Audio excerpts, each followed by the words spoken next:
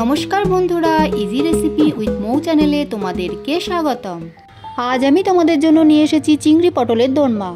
চিংড়ি পটলের দোরমা বানাতে আমি নিয়েছি 5টা পটল, একটা পেঁয়াজ, হাফ ইঞ্চি আদা, একটা টমেটো, 5-6টা কাঁচা লঙ্কা, 3 চামচ পোস্ত আর 2 চামচ সর্ষে দিয়ে একটা পেস্ট বানিয়ে নিয়েছি। আর আছে চিংড়ি মাছ, 200 গ্রাম চিংড়ি মাছ, সর্ষের তেল, লবণ।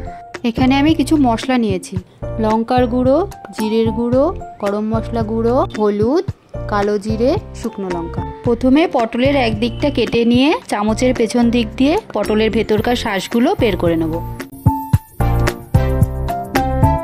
এবার পটলের শাঁসগুলো মিক্সিতে দিয়ে দেবো। আর দেবো পেঁয়াজ, আদা, কাঁচা লঙ্কা আর চিংড়ি মাছ। সব কিছু দিয়ে মিক্সিতে পেস্ট করে নেব।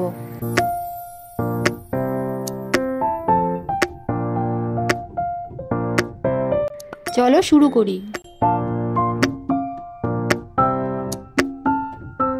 কড়াইয়ে পরিমাণ মতো তেল দিয়ে দেবো। তেলটা গরম হয়ে গেছে, এবার পটলগুলো হালকাভাবে ভেজে নেব। পটলগুলো হালকাভাবে ভাজা হয়ে গেছে, এবার তুলে নেব।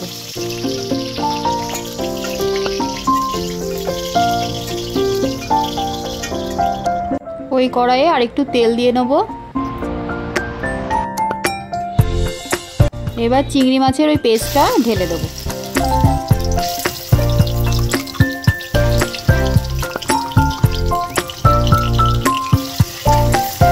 অল্প পরিমাণ নুন, হলুদ আর জিরের গুঁড়ো দিয়ে ভালোভাবে শুকনো শুকনো করে ভেজে নেব।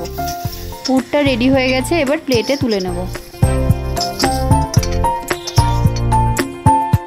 কড়াইয়ে আবার পরিমাণ মতো তেল দিয়ে নেব। কালো জিরে আর শুকনো লঙ্কা ফোড়নে দিয়ে দেবো। এবার টমেটো কুচি দিয়ে দেবো। নুন দিয়ে টমেটোটাকে নরম করে ভেজে নেব। নুনটা তোমাদের স্বাদ অনুযায়ী দিও। এবারে হলুদ, লঙ্কার গুঁড়ো, জিরের গুঁড়ো দিয়ে ভালো করে কষিয়ে নেব। সর্ষে আর পোস্তর পেস্টটা এবার দিয়ে দেবো।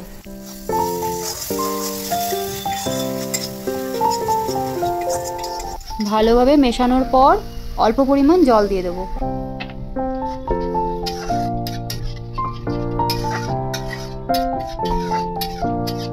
ঢাকা দিয়ে ঝোলটা ফুটিয়ে নেব। এবার পটলের ভেতর পুরটা ভরে নেব।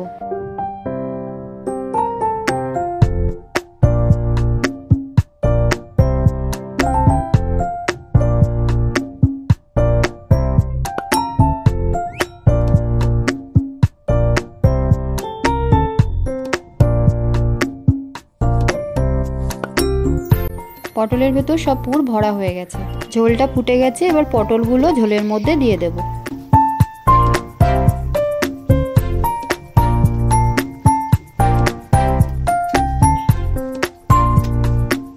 মিডিয়াম হিটে রেখে 5-7 মিনিট ফুটিয়ে নেব।